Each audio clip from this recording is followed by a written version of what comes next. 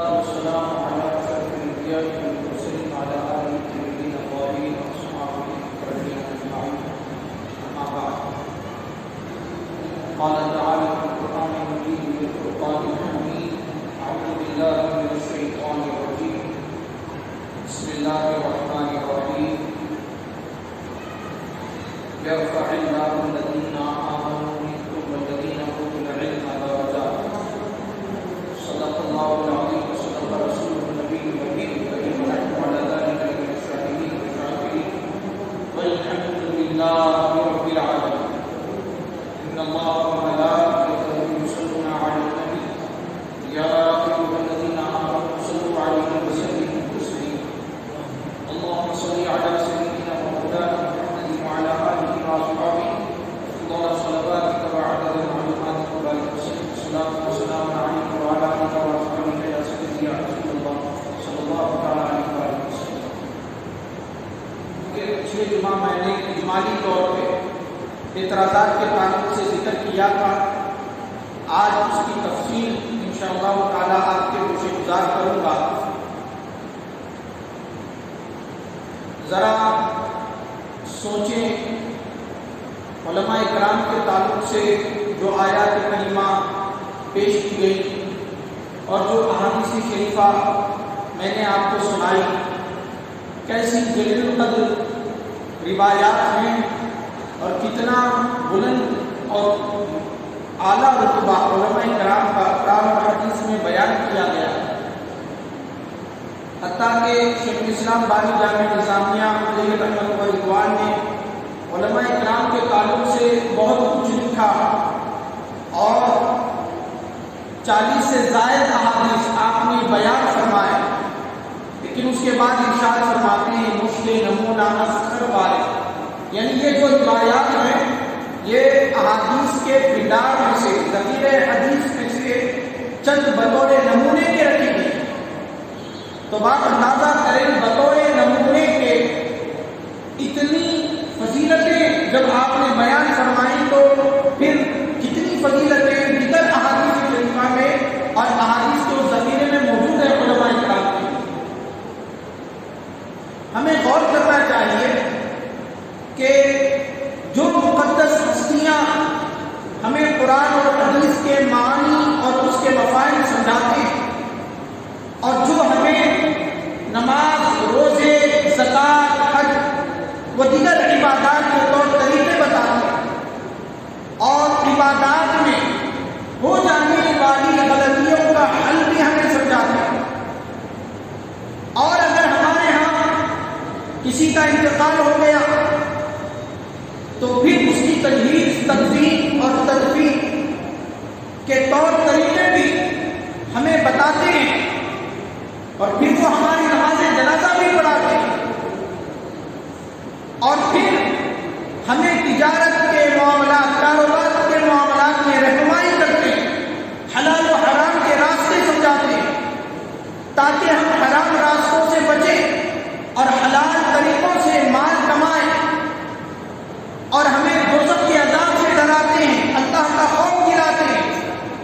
وہ مقدس ہستیاں جو آخرت کے معاملے میں ہمارے رہنما بن جاتے ہیں اور دنیاوی اعتبار سے ہمارے درمیان ہونے والے جھگڑوں میں ہمارے درمیان فیصلہ کرتے ہیں. میاں بیوی کے درمیان جھگڑے ہو گئے، بھائی بھائی کے درمیان جھگڑا ہو گیا، اس میں صلح کرواتے ہیں. وراثت کا مسئلہ آتا ہے تو وراثت کے مسائل بیان کرتے ہیں، ورثہ میں حصے تقسیم کرتے ہیں. کتنے عظیم احسانات علماء کرام کے. ایسی مقدس ہستیوں پر ہم اعتراض کریں گے یا پھر ان کی تعظیم کریں گے، ان کی تقریم کریں گے اور ان سے اپنی دینی اور دنیاوی ضرورتوں میں رہنمائی حاصل کریں گے. دنیا کے میدان میں ہم دیکھتے ہیں اگر کوئی ہمیں دنیاوی قانون تھوڑا سا بتا دیتا یا کسی طریقے سے دنیا کے کسی خطرے سے ہمیں بچا لیتا ہے، ہم اس کے ممنون اور مشکور ہوتے ہیں اور ہم سوچتے ہیں کہ یہ ہمارا محسن ہے، ہم پر احسان کرنے والا ہے. تو ذرا سوچیں جو ہمیں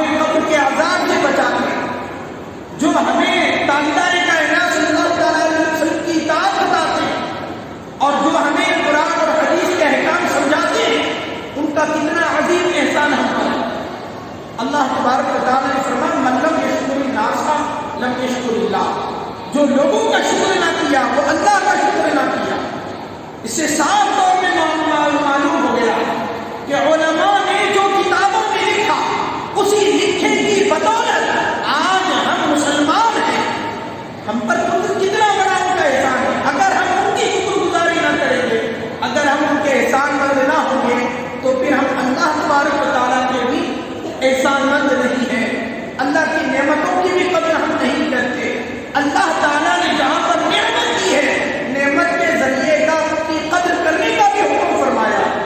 ماں باپ دنیا میں آنے کا ذریعہ بنے، ماں باپ کا احترام کرو، ان کی تعظیم کرو۔ قلم کاغذ سے علم حاصل ہوتا ہے، استاد سے علم حاصل ہوتا ہے، ٹیچر سے علم حاصل ہوتا ہے۔ فرمایا قلم کا بھی احترام کرو، تعظیم کا بھی ہے، ورق کا بھی احترام کرو، کاغذ کا بھی احترام کرو۔ اور جس اسکول میں پڑھتے ہیں اس اسکول کو اپنے لیے مادر علمیہ سمجھنا چاہیے، یہ تصور اسلام دیتا ہے۔ تو پھر سوچنے کی بات ہے جو ہستیاں ہمارے لیے قربان ہو چکی ہیں، ہم جامع معلوم ہونا چاہیے۔ ہم سو جاتے ہیں راتوں میں، لیکن یہی علماء کرام کی مقدس جماعت ہے جو راتوں میں جاگ جاگ کر قرآن اور حدیث کے علوم میں معتزل ہو کر ہمارے لیے مسائل جمع کرتے ہیں، جو ہمارے لیے دعائیں کرتے ہیں، جن کی برکتوں میں سے مصطفیٰ جان عالم صلی اللہ علیہ وسلم کا دین ہم تک پہنچا ہے۔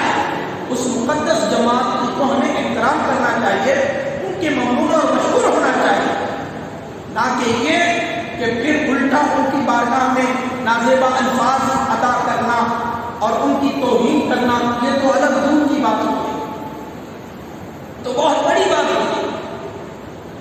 حضرت ابوبکر صدیق رضی اللہ تعالیٰ عنہ کی یہ روایت تذکرۃ الواعظین میں موجود ہے۔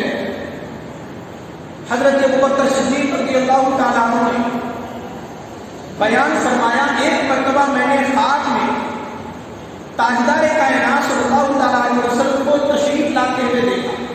حضور تشریف لائے، میرا ہاتھ پکڑا اور فرمایا ابوبکر سر اٹھا کر دوزخ کی طرف دیکھو۔ میں نے سر اٹھا کر دوزخ کی طرف دیکھا تو کیا دیکھتا ہوں؟ کچھ گنہگار ہیں جو عذاب میں مبتلا ہے، ان کے چہرے خنزیر کی طرح بن چکے ہیں، بد جنگل کی طرح ان کے چہرے ہو چکے ہیں، اور وہ خون اور پیپ پی رہے ہیں اور عذاب میں چل رہے ہیں۔ حضرت ابوبکر صدیق فرماتے ہیں، میں نے آقا صلی اللہ تعالیٰ علیہ وسلم سے عرض کیا، یا رسول اللہ صلی اللہ علیہ وآلہ وسلم، یہ کون لوگ ہیں اور کس عذاب کی وجہ سے، کس گناہ کی وجہ سے اتنے بڑے دردناک عذاب میں مبتلا کہ چہرے خنزیر کی طرح بن چکے ہیں؟ حضور پاک صلی اللہ تعالیٰ علیہ وسلم نے ارشاد فرمایا، اے ابوبکر، یہ میری امت کے وہ لوگ ہیں جو علماء کو تکلیف دیتے تھے اور پھر توبہ کیے بغیر مر گئے، اس کا وبال ان پر نظر آ رہا۔ اللہ بولیے اللہ اکبر۔ ہمیں ایسے عذاب سے محفوظ فرمائے، ہمیں ایسے گناہ سے محفوظ فرمائے۔ تو یہ روایت باضابطہ سے بتا رہی ہے کہ نہ صرف علماء کا ادب اور احترام کرنے کا اللہ رب العزت نے حکم فرمایا، پھر جو لوگ تعظیم نہیں کرتے، بے ادبی اور توہین کرتے ہیں، اب پھر اللہ تبارک و تعالیٰ کی طرف سے ان کے لیے عذاب بھی مقرر کیا گیا۔ لیکن تھوڑا سا فہم کو کھولنے کی ضرورت ہے۔ ہمیں علماء کرام کے میدان میں اس موضوع میں اس بات کو سمجھنے کی ضرورت ہے کہ عالم کی پہچان کیا ہے۔ جو فضائل اور برکات احادیث میں بیان کیے گئے، خاص طور پہ جن کو وارث مصطفیٰ کہا جاتا ہے، جن کو خلیفہ انبیاء کہا جاتا ہے، اس کی پہچان کیا ہے، کسے کہیں گے؟ آج کل جہاں پر علم کا بہتان ہو چکا ہے، وہیں پر یہ بھی خرابی نظر آتی ہے کہ جو اہل نہیں ہے اسے مقام دے دیا جاتا ہے، اور جو اہل ہے اس کی قدر نہیں کی جاتی۔ مثال کے طور پہ عامل حضرات کی آج بہت جے جے کار ہوتی ہے، بہت احترام ہوتا ہے، اور کچھ ناواقف لوگ علم سے دوری کی وجہ سے کچھ عالم عاملوں کو ولی سمجھ بیٹھتے ہیں اور ان کو ولیوں کا مقام دے بیٹھتے ہیں. بھائی یاد رکھیے، عامل کا میدان الگ ہے، ولی کا میدان الگ ہے. عامل بننا یہ الگ چیز ہے، ولی بننا یہ الگ چیز ہے. دونوں میں فرق ہوتا ہے. ہر عامل ولی نہیں ہوتا، یاد رکھ لیں. اور یہ ضروری نہیں ہے کہ جو ولی ہے وہ عامل ہو، لوگوں کو دم کرنے والا بھی ہو، تعبیریں دینے والا بھی ہو. یہ ضروری نہیں ہے. ولی جو بنتا ہے وہ اللہ کا دوست ہے. وہ عبادات، ریاضات، مجاہدات اور اپنی نفس کشی کرنے کی بدولت ولی بنتا ہے. اس کا مقام الگ ہے، اس کا مرتبہ بہت اعلیٰ ہے. تو غیر ولی کو ولی کا مقام دے دینا مقام ولایت کی توہین کرنے کے برابر ہے. اسی طرح جو عالم نہیں ہے اسے عالموں کا مقام دے دینا منصب عالمیت کی توہین کرنے کے برابر ہے.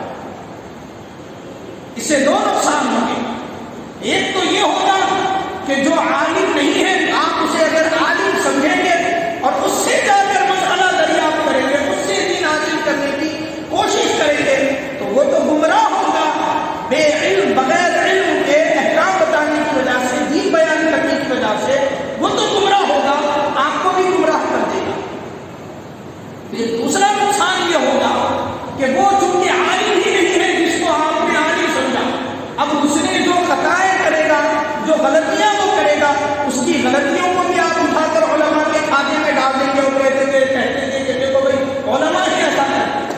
حالانکہ جس کو آپ نے سمجھا تھا ایسا کرتے ہوئے وہ عالم ہی نہیں تھا، مگر اس کی وجہ سے جماعت علماء بدنام ہو جاتی ہے اور پھر آپ علماء سے محروم ہو جاتے ہیں.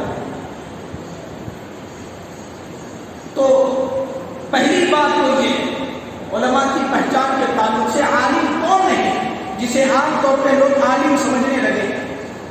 ہر داڑھی ٹوپی رکھنے والا عالم نہیں ہوتا.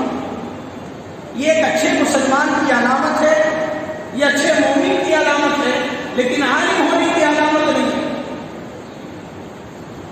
عالم ہونے کی علامت نہیں. ہر داڑھی ٹوپی کرتا پائجامہ پہننے والا آپ ایک آرٹسٹ کو بلائیے، اسے کہیے کہ بھائی 3 تصویریں اتار، ایک ہندو کی تصویر، ایک کرسچن کی تصویر اور ایک مسلمان کی تصویر.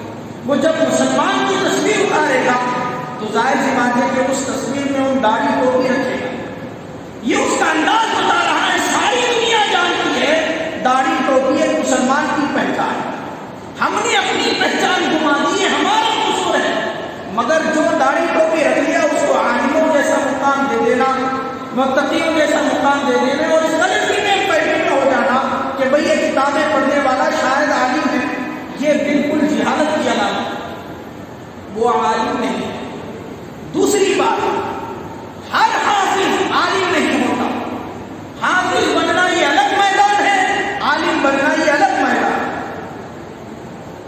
بہت سے آج کے دور میں حفاظ ہیں جو عالم کورس نہیں کرتے، وہ عالم نہیں بنتے. پہلے زمانے میں تو حافظ بنتے تھے عالم بننے کے لیے، حافظ بنتے تھے عالم بننے کے لیے کہ تاکہ قرآن مجید یاد کر لیں گے، پھر بعد میں جا کر اس کے معنی کو سمجھنے میں لگیں گے تو آسانی ہو. اسی لیے پہلے حافظ بنتے تھے پھر عالم بنتے تھے. مگر اب حال کچھ اور ہو چکا. اور پہلے بھی ایسا ہوتا تھا کہ بغیر حفظ کے بھی عالم بنتے تھے. مشہور بات کیا تو علماء میں بھی بہت سے بڑے بڑے اکابر علماء ہیں، مفتیان دین ہیں، فقہاء ہیں، بڑے درجے کے علماء ہیں جن کی فضیلتیں میں نے احادیث میں آپ کو سنا دی، مگر وہ حافظ نہیں ہے. حافظ نہیں. اعلیٰ حضرت عظیم البرکت کا واقعہ مشہور ہے کہ آپ کے پاس بہت سے لوگ خطوط بھیجتے تھے تو اس میں کچھ لوگ القابات وغیرہ اچھے انداز میں آپ کو لکھتے تھے. تو ایک صاحب نے کیا کیا، اعلیٰ حضرت کے لیے جو القابات رکھے تھے خط میں، اس میں آپ کو حافظ بھی کہہ دیا، جبکہ آپ حافظ نہیں تھے، مفتی تھے مگر حافظ نہیں تھے. پتہ چلا حفظ کرنا یہ الگ میدان ہے اور عالم بننا یہ الگ میدان ہے. مگر جب آپ نے خط میں دیکھ لیا سامنے والے نے مجھے حافظ سمجھا ہے اور حافظ کا لفظ استعمال کیا ہے تو آپ کو حیا محسوس ہوئی کہ بتا دیں کہ میں حافظ نہیں ہوں. حیا محسوس ہوئی. آپ نے جواب کچھ نہیں کیا سکتا، آپ نے حفظ کر لیا. بولیے سبحان اللہ. آپ نے اس عمر میں حافظ بن گئے کہ تاکہ سامنے والے کی بات جھوٹی نہ ہو. تو معلوم ہوا بہت سے علماء ایسے ہوتے ہیں جو حافظ نہیں ہوتے مگر علماء ہوتے. حافظ بننا یہ الگ چیز. پھر تیسری چیز، ہر اردو کتاب پڑھنے والا بندہ، صرف اردو کتابیں اگر کوئی 1000 سینکڑوں کی تعداد میں بھی پڑھ لے وہ طالب علم بن سکتا ہے مگر عالم نہیں ہے. یاد رکھیں، صرف اردو کتابیں پڑھنے والا بندہ عالم نہیں بنتا. اسے آپ عالم سمجھیں گے دھوکہ کھا جائے گا. ہر تقریر کرنے والا عالم نہیں ہوتا. جو مقرر کا بیان سنیں گے بڑے انداز میں وہ بیان کر رہا ہے اسے بڑا عالم سمجھ لیا، یہ بے وقوفی کی بات ہے. تقریریں ہم دیکھتے ہیں، آج یوٹیوب کا دور ہے، سوشل میڈیا کا دور ہے، بچوں کی تقریریں آ جاتی ہیں. مدارس میں نہیں دیکھتے، اب مدارس کا جو جلسہ ہوتا ہے بچے ہیں مگر الحمدللہ تقریروں کو یاد کر کے محنت کر کے تقریر کر لیتے ہیں. وہ طالب علم ہے، عالم نہیں ہے. آپ ان کو اگر عالم سمجھیں گے اور ان سے بھی ہونے والی غلطیوں کو اٹھا کر علماء کے کھاتے میں ڈال دیں گے آپ بڑی غلطی کریں، بڑے دھوکے میں. وہ عالم نہیں ہے، وہ طالب علم ہے. طالب علم کی فضیلتیں بھی بہت زیادہ ہیں، فرشتے پر بھی جاتے ہیں. معمولی فضیلت ہے طالب علم کے لیے، چوٹیاں ان کے لیے دعائیں مغفرت کرتی ہیں. معمولی بات ہے طالب علم کی فضیلت، معمولی بات. حضور پاک صلی اللہ علیہ وسلم نے فرمایا جو ایسا راستہ طے کرے جس میں وہ علم کو طلب کرنا چاہتا ہے وہ مرے گا تو سیدھا جنت میں جائے گا. سبحان اللہ. حالانکہ وہ ابھی علم حاصل کیا نہیں، درسگاہ کو پہنچا نہیں، استاد کے پاس پہنچ کر علم حاصل نہیں کیا، بس نیت لے کر نکلا تھا کہ علم حاصل کرو مگر راستے میں انتقال ہو گیا. حضور نے فرمایا شہید کی موت مرا. وہ فضیلت الگ چیز ہے، طالب علم بننا الگ چیز ہے، عالم بننا الگ چیز ہے. عالم بننا الگ میدان ہوتا. پھر عالم کس کو کہیں گے؟ جن کو وارث مصطفیٰ کہا جاتا ہے. تو یاد رکھیں پہلی چیز جو بنیادی بات ہے، اور چونکہ یہ میں عوام کے لیے کہہ رہا ہوں، عوام کے لیے، یہ میرا خطاب علماء کے لیے نہیں ہے، عوام کے لیے، کیونکہ علماء بہتر جانتے ہیں ان کو کیا کرنا ہے. مگر میں عوام کے لیے عرض کر رہا ہوں کہ عالم جس کو آپ سمجھیں گے اور جس سے صحیح معنی میں آپ علم حاصل کرنے والے ہوں گے وہ بندہ ہوگا جو قرآن اور حدیث کی زبان عربی کو اچھی طریقے سے جاننے والا ہو، اس کی بلاغت اور اس کے گرامر سے بھی اچھی طریقے سے واقف ہو. اس کو کہتے ہیں مدارس کی دنیا میں نحو اور صرف اور بلاغت میں مہارت رکھنے والا وہ عالم ہوتا. قرآن مجید کو یاد کرنا یہ الگ چیز ہے، قرآن مجید کے الفاظ کا معنی جاننا الگ چیز ہے، الفاظ کی حقیقت کو اور اس کے مادے کو سمجھنا یہ الگ چیز ہے. تینوں الگ چیزیں ہیں، یاد رکھیں. صرف ترجمہ یاد کرنے سے کوئی عالم نہیں بنتا. آج بہت سے ایسے اسکالرس آپ کو ملیں گے جو ترجمے میں تو دنیا کی مہارت رکھتے ہیں مگر قرآن کی آیت کو صحیح طریقے سے نہیں پڑھ سکتے، وہ عالم نہیں ہے. آیت الگ درجہ رکھتی ہے، ترجمہ الگ درجہ رکھتا ہے. الحمدللہ رب العالمین یہ آیت ہے، اور تمام تعریفیں اللہ کے لیے جو سارے عالموں کا پالنے والا ہے یہ ترجمہ. یہ اردو ہے اور وہ عربی ہے. آپ بغیر ترجمے والی قرآن اٹھا کر دیکھیں گے تو آپ کو کیا ملے گا؟ الحمدللہ رب العالمین ملے گا، اس کا ترجمہ نہیں ملے گا. کیوں بھائی؟ آپ نے صرف ڈائریکٹ قرآن دیکھا ہے، قرآن کا ترجمہ نہیں دیکھا. اگر ترجمے میں جائیں گے تو پھر ترجمے کی کتاب میں آپ کو ملے گا سب تعریف اللہ کے لیے جو سارے عالموں کا پالنے والا. اب میں آپ کو بتا دوں ترجمے اور آیت میں بہت فرق ہوتا ہے، زمین آسمان کا فرق ہوتا ہے. میں ذمہ داری کے ساتھ آپ کو بتا رہا ہوں. الحمدللہ رب العالمین یہ آیت ہے، اللہ کا کلام. سب تعریفیں اللہ کے لیے جو سارے عالموں کا پالنے والا، یہ ترجمہ ہے، خدا کا کلام نہیں ہے. یہ بندے نے ترجمہ کیا، یہ بندے کا کلام. اور وہ خدا کا کلام.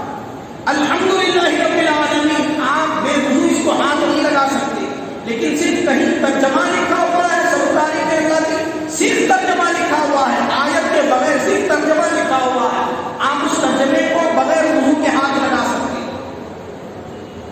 آپ ترجمے کے بارے میں کہہ سکتے ہیں یہ غلط ہے، کافر نہیں ہوگی. ترجمے کے بارے میں اگر آپ نے کہہ دیا کہ بھئی یہ ترجمہ کسی عالم دین نے کہہ دیا کہ یہ جو ترجمہ ہوا ہے یہ غلط ہے، وہ کافر نہیں ہوا.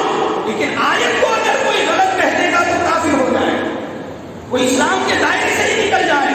تو آیت الگ چیز ہے، ترجمہ الگ چیز ہے. جب آپ سمجھ گئے تو آیت پڑھنے والوں کا مقام الگ ہوگا، ترجمہ پڑھنے والوں کا مقام الگ ہوگا. درجے میں بھی تو فرق ہوگا. صرف ترجمے کے رٹے مار لینے سے کوئی عالم نہیں بنتا. عالم بننے کے لیے اصل مقصود عربی میں مہارت ضروری ہے، اور وہ عربی جو قرآن اور حدیث والی عربی ہوگی. سعودی عرب والی عربی نہیں. آج سعودی عرب میں بھی سارے عربی بولنے والے ہیں، لیکن سارے عالم نہیں ہیں. اس لیے کہ جب وہ قرآن مجید کی کوئی سورت کو سمجھنے جائیں گے تو پھر ان کو بھی علم کی ضرورت پڑے گی، استاد کی ضرورت پڑے گی. تو عربی دانوں کو بھی عربی استاد کی ضرورت پڑ رہی ہے. کیوں؟ اس لیے کہ قرآن اور حدیث کی عربی فصیح اور بلیغ عربی ہے، اور سعودی عرب میں بولی جانے والی عربی نارمل عربی. وہ ہر کوئی نہیں بول سکتا فصیح عربی، اور اس کی وضاحت اور اس کی بلاغت، پھر اس پر اسی لیے تو تفاسیر سب کچھ لکھی کی ہے. جب تک کوئی بندہ تفاسیر اور احادیث کی شروحات میں جا کر نہیں پڑے گا وہ عالم نہیں بن سکتا، عالم نہیں بن سکتا. وہ فضیلت حاصل کرنا یہ الگ بات ہے. لیکن جو میں نے کہا بارزین مصطفیٰ صلی اللہ علیہ وسلم، یہ مقام الگ ہوگا. تو محترم بزرگوں اور دوستوں، علماء کا مقام اور مرتبہ بے انتہا بلند اور بالا. ہمیں اس میں تمیز کرنے کی ضرورت ہے کہ عالم کس کو کہتے ہیں اور عالم کس کو نہیں کہتے. جب آپ نے یہ سماعت کر لیا، اب آپ آئیے اگلی بات کہ بھائی عالم دین ہے، چلو ٹھیک ہے عالم ہے. یہ بات تصور غلط ہے کہ وہ معصوم ہے. معصوم صرف انبیاء ہوتے ہیں جن سے گناہ کا تصور بھی کرنا کفر ہے. وہ انبیاء کا مقام اور مرتبہ. علماء کے تعلق سے یہ کسی نے نہیں کہا کہ یہ بے گناہ ہوتے ہیں، یہ معصوم ہوتے ہیں. نہیں، ان سے بھی گناہ ہوتے ہیں، لیکن گناہگار ہو جائے عالم دین تو کیا اس سے علم حاصل نہیں کریں گے؟ نہیں، اس سے بھی علم حاصل کرنا. وہ عالم ہے. اس پر ایک آیت شریفہ میں آپ کو سنانا چاہتا ہوں، قرآن مجید کا حوالہ دے رہا ہوں. علماء تین قسم کے ہوتے ہیں جو قرآن مجید میں بیان فرمایا. اللہ تعالیٰ نے سورہ فاطر میں فرمایا اعوذ باللہ من الشیطان الرجیم بسم اللہ الرحمن الرحیم ثم اورثنا الکتاب الذین اصطفینا من عبادنا. توجہ کے ساتھ سماعت کریں. الفاظ قرآن کو دیکھیں. اللہ رب العزت نے جو الفاظ، یہ بالکل آیت کا میں ترجمہ من نوعان کر رہا ہوں، اس میں کوئی الفاظ ادھر تھوڑا کم زیادہ نہیں کر رہا ہوں، بالکل من نوعان الفاظ آپ کو سنا رہا ہوں. ثم اورثنا الکتاب الذین اصطفینا من عبادنا. ہم نے اپنے بندوں میں سے چن لیا اپنی کتاب کا جن کو ہم نے وارث بنایا. ہم نے اپنی کتاب کا جن کو وارث بنایا، چن کر اپنے بندوں میں سے، چن کر انتخاب کر کے اپنے بندوں میں سے. فَمِنْهُمْ ظَالِمٌ لِنَفْسِهِ. تو ان میں سے بعض وہ ہیں جو اپنے آپ پر ظلم کرنے والے، یعنی گناہگار، کتاب کے وارث ہیں، اور ہم نے ہی ان کا انتخاب کیا ہے وارث بنانے کے لیے، لیکن وہ گناہگار ہے. وَمِنْهُمْ مُقْتَصِدٌ. پھر ان میں سے درمیان والے بھی، درمیان روح والے بھی. اور پھر فرمایا وَمِنْهُمْ سَابِقٌ بِالْخَيْرَاتِ بِإِذْنِ اللَّهِ. پھر ان میں سے کچھ وہ ہیں جو اللہ کے حکم سے نیکیوں میں سبقت کرنے والے. تو تین درجے علماء کے اللہ رب العزت نے بیان فرمایا. ایک درجہ علماء کا وہ ہے جو ہے گناہگار، گناہگار ہیں، سیاکار ہیں، اور فرائض بھی ممکن ہے چھوڑ رہے ہیں، اور جو محرمات ہیں ان سے بھی ممکن ہے نہیں بچتے ہیں، ایسے بھی ہیں. اور دوسرا درجہ ان لوگوں کا ہے جو مقتصد کہلانے والے ہیں، درمیان والے ہیں.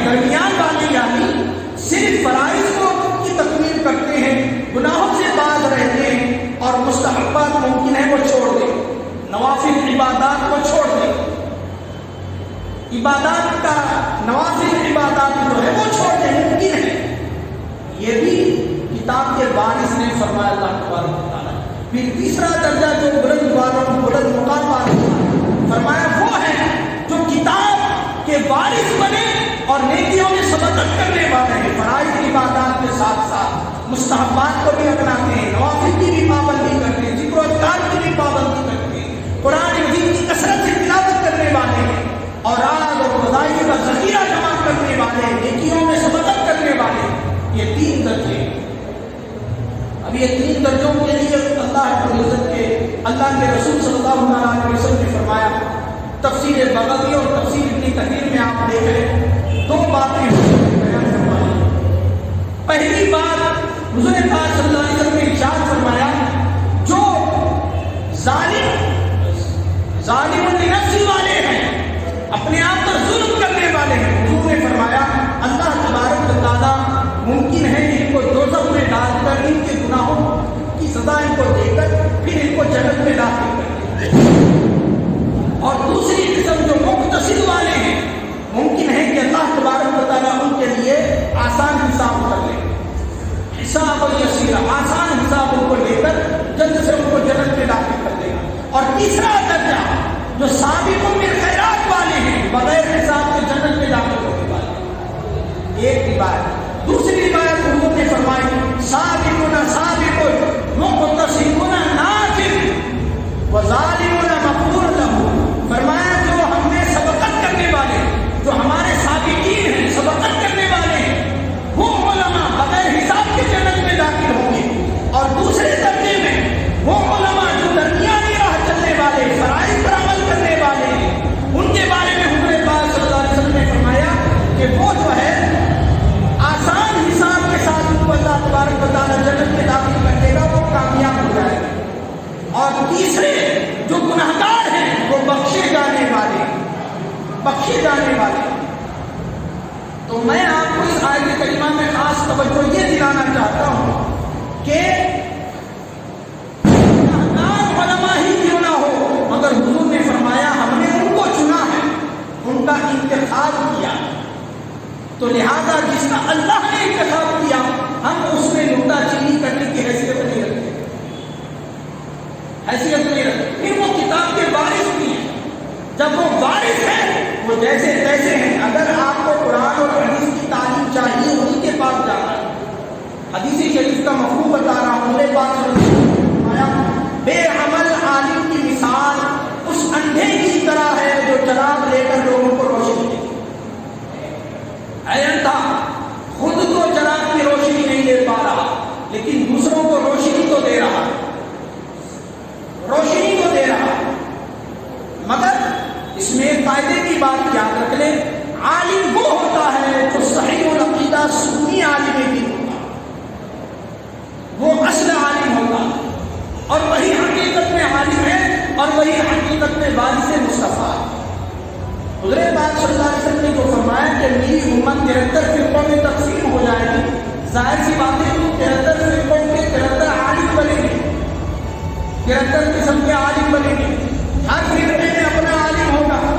شیعہ میں بھی عالم ہیں، وہابیوں میں بھی عالم ہیں، لیکن ہمیں ہر عالم کی پیروی نہیں کرنا ہے، اسی عالم کی پیروی کرنا ہے وہ جو نجات والے فرقے میں رہنے والا ہوگا اور جو اللہ اس کے رسول کی رضا کے لیے احکامات قرآن مجید کی حفاظت کرنے والا ہوگا. ہمیں اس کا تحفظ کرنا. تو وہ جو تحفظ کرنے والا بندہ ہے وہ بھی عالم دین ہے اور اسی کی پیروی کرنے کا حضور پاک صلی اللہ علیہ وسلم نے حکم فرمایا. میں اکثر مثال بیان کرتا ہوں اس کو سمجھانے کے لیے، اپنی بات کو سمیٹ رہا ہوں. حضرت ابو ہریرہ رضی اللہ تعالیٰ عنہ باب میں حضور پاک صلی اللہ علیہ وسلم نے فرمایا اے ابو ہریرہ تم اس بات کے باہر تمہیں جو ملے اس کو جان کر بشارت دو کہ جو کوئی لا الہ الا اللہ کہے گا جنت میں داخل ہو جائے. اور علامت کے طور پر حضور نے کیا کیا؟ اپنی نالے مبارک کو عطا فرمائی. اب حضرت ابو ہریرہ رضی اللہ تعالیٰ عنہ نے نالے مصطفیٰ جب لیے تو کیا کیے؟ پیروں میں پہلے سے باندھا تھا نہیں لیے، تھام لیے حفاظت کے ساتھ. اب اس کو لے کر نکلے. حدیث سنانے کے لیے حضور نے بھیجا، اور کیا دے کر بھیجا؟ نالین عطا فرما کر بھیجا۔